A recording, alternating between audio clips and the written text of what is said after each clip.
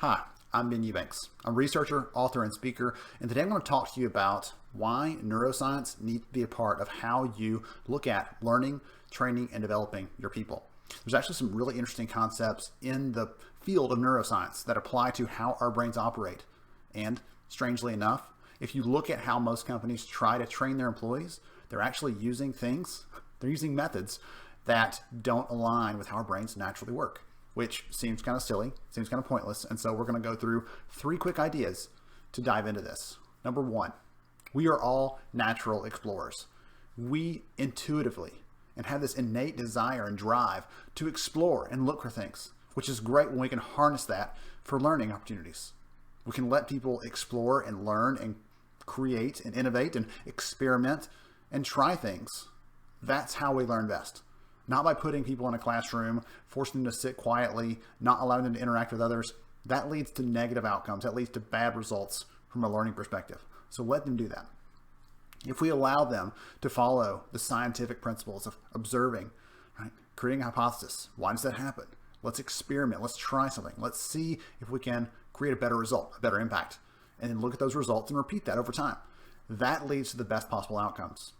Research shows that the vast majority of how we learn as adults, as individuals, is not formal training in classroom style formats. It is not from even interaction with others. The vast majority of how we learn is by experimenting, experiential, hands-on learning. That's where that drives from. Advice, if you want to think about how to make this impactful at your organization, think about providing some white space so people can explore this. And not just white space to say maybe they'll do it, maybe they won't, but actual encouragement. We're giving you this opportunity to go to learn, to develop yourself. We want you to focus on this. We want you to experiment. This is not fatal failures. This is an environment where you can try and you can learn and you can grow, and we support that and we encourage that as an organization. The second principle is that we forget. My wife would argue that I forget more than the average person, but we'll just leave it at that. We often forget things. There's actually a study done years ago by a gentleman in Ebbinghaus that shows that when we are taught something, if we don't have a chance to apply it, we don't have a chance to reiterate it, we don't have something that boosts that learning, that we lose the vast majority of it within just a few days' time. Okay? We need opportunities to reinforce that. We need opportunities to apply what we're learning. If we can shorten that gap from what we're doing in training to what we're doing on the job and shorten that opportunity, it will stick. Also, it gives us a chance to really see the principles applied. We're not just passing on knowledge, passing on concepts. We're passing on things that people can apply and change their behaviors. And anyone who knows working with people, changing behaviors is the hardest part, but it also creates the most value because we know what behaviors drive value. One of the things that you can do to really make this practical, because this seems like it's challenging, right? People forget that's just a natural part of how our brains work or don't work, however you want to look at that. One way to do it is to create multiple touch points, ways for people to interact with something you're teaching them and then come back later and interact again with other pieces and ideas and concepts in there. There's an amazing company I ran across recently. They hold the most patents in the state they're in. They hold more patents than any other organization. One of the things they do is they actually have these internal hackathon events where they'll teach their people some concept or idea. And then after that very short teaching session, they give them 24 hours to go and build something using what they just learned. They're shortening that gap. How likely do you think it is that those people who are learning those things are going to remember them 6 months later, a year later, or even longer than that? They're putting them into practice. They're using them on a problem that they want to solve, and they're immediately diving into that. It's going to stick, and we know it. Based on all the research and based on just practical application, we know those things will stick. And last but not least, we don't care for boring things. Right? If this conversation today was not exciting, if I wasn't using some examples, if I wasn't bringing you into this, then guess what? You probably wouldn't pay attention to it. We do not pay attention to this. How about this? If I asked you how long it took you to tie your shoes this morning, how long did it take?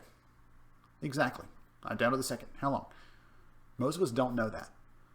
Why? Because we don't pay attention to it. It's not a focal point for us. It doesn't matter in the big scheme of things, and so our brains have intuitively blocked that out as something that doesn't require brain power because it's not a priority for us. Our brain looks for things that are relevant and focus on those. Anything that's irrelevant, it skips over. Okay. Is the way you're teaching and developing and growing your people meeting that threshold for interesting, for relevant? Relevancy is everything. It connects us.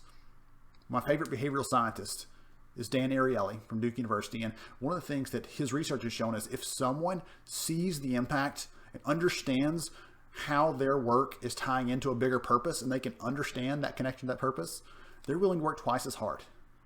They're willing to deliver twice as much effort because they want to see that impact, that result that they're feeding into, all their work is feeding into. They're not just building a widget or doing a task. They're doing something for a bigger and more noble goal. And people want to feel that connection there. There's one other idea that emphasizes this.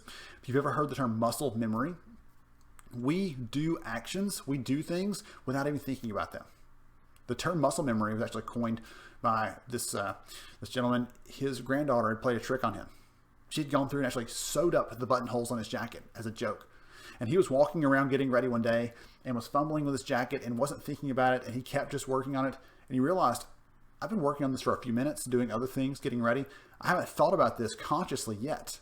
And yet I haven't been able to do it. And he looked down and realized she had played a joke on him. But he realized at that moment that our brains are just wired to do things without us thinking about them. So if you want people to learn, you want people to see the important concepts you're trying to teach them, you want them to develop and grow, you've got to shock their system out of that and make it relevant. You've got to make them feel connected. Big picture. These are just ideas, but how do we connect them in? Why do they matter? Our research shows that organizations who have a dedicated learning strategy to how they deploy, how they interact with, how they support their learners, they're twice as likely to be a high-performing company. And at the same time, companies that are high-performing are twice as likely to measure the outcomes, measure the impacts of their learning. This isn't just an idea in its own little bubble, in its own little vacuum that has no impact. This is about finding ways to create bigger impact on the business through the talent that you have. And learning is one of the key levers we have that can help us to do that, to help us to make that happen. We have a tremendous amount of research on this topic and other areas of HR, recruiting, learning, talent management, how we engage with and support our employees. We have a ton of research on that. If you want to check it out, you can go to lhra.io/research. I'd love to share some of that with you, help you understand what's going on there. If you have questions, ping me. You can find me on LinkedIn. I'm out and about, and I just love talking about learning and how this is important, not just for businesses, not just for organizations, but for the individuals. Every single one of us has learning goals for our lives, for our work lives, our personal lives. We have learning goals. And when those start to roll up, it can create this amazing tapestry of value and opportunity that never seems to end. Thank you very much.